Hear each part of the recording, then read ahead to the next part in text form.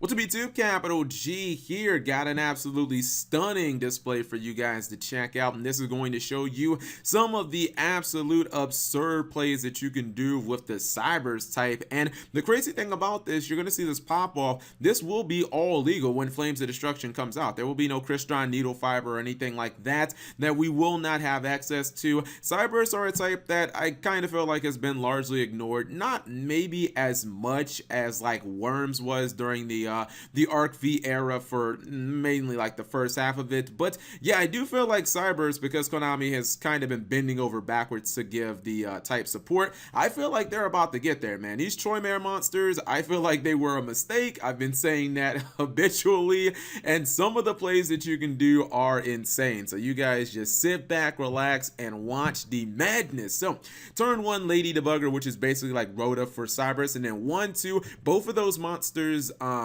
backup secretary, best waifu in 2017. Fight me if you don't agree. And Cyberse converter. Those monsters both are inherently special summoned from the hand as long as you have a Cyberse card or a Cyberse monster on the field. And now he's going to go into Link Devotee, and he went into Link Disciple first. Now, the thing is, if this card is actually tributed, you get 2 tokens that basically replaces it and replaces the monster. And the cool thing is, with Link Disciple, you can tribute a monster and then you get to draw a card. It has to be a monster this card points to, so it's kind of nutty what he's going to do. He's going to go ahead, he's going to get that draw. Now he's going to go into the Troymare monsters, Phoenix and Goblin. He's going to summon Dot Scrapper back. Now he's going to summon Draconet because he gets the extra normal summon. Troymare Mermaid is going to be activated. Then he gets from his deck, Monster Reborn, aka another, what's it called, is that World Legacy Inheritor.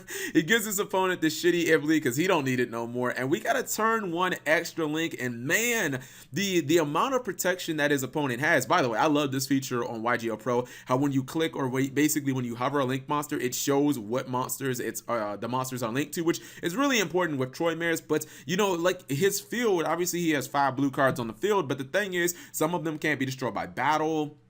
Some of them can't be targeted by card effects. Some of them can't be destroyed by card effects. It's kind of like having an Element Saber Willard on the field for, you know, your Link monsters. And it's going to be really tough sledding here for the Dark Magician player. He's going to try to fight back. Don't ask me why Mythical Beasts are in here. Goes for Double Illusion, and he is going to go for one of my favorite Xyz, maybe my favorite Xyz in all of Yu-Gi-Oh!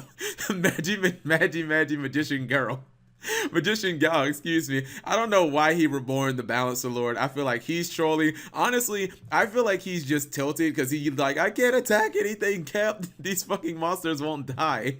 Yeah, so I feel like he's just trolling now. He's gonna go with Eternal Soul to special summon Dark Magician. I actually think he forgot to activate Eternal Soul because he didn't, and it doesn't even matter now because Unicorn summoned, he ends up losing his copy of Eternal Soul. Eternal Soul cannot blow up your field if it's sent back to the deck, but you can clearly see that this guy has no hope of winning. Just getting rid of all 5 of these monsters, even if he was able to banish one of them for Circle, he still would have to deal with like 4 more monsters. Dark Magician is not, it's not like a deck that has that much offense, and I don't know if you guys noticed that, but your mans did draw just like 4 cards in the draw phase, which total balance Yu-Gi-Oh, man.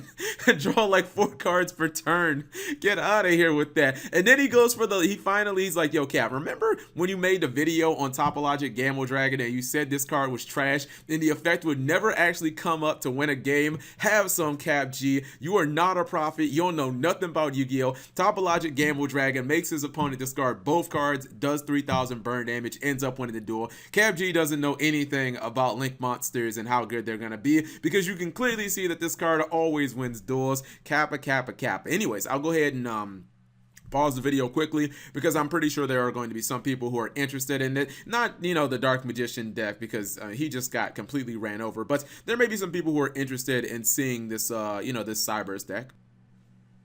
Okay, so this is what the deck looks like on paper, and I'm not even going to act like I am some type of Cyberse expert because I am not. There are certain things that I do know about Cyberse, like Lady Debugger. You should probably run a bunch of copies of this card because, I mean, she's basically like Stratos for the archetype, and she can search monsters like Backup Secretary and the Converter that you saw in the duel. These can be special summoned from the hand, so as soon as you search them, you can just instantly throw them on board. No traps in this deck. The only cards that I can see that are pseudo-defensive have are Designator from the Grave, or I guess Called by the Grave in the TCG, and then Scapegoat. But these are obviously like offensive cards as well, so I guess it kind of makes sense to run cards that have like dual utility over something like what's the name of that card?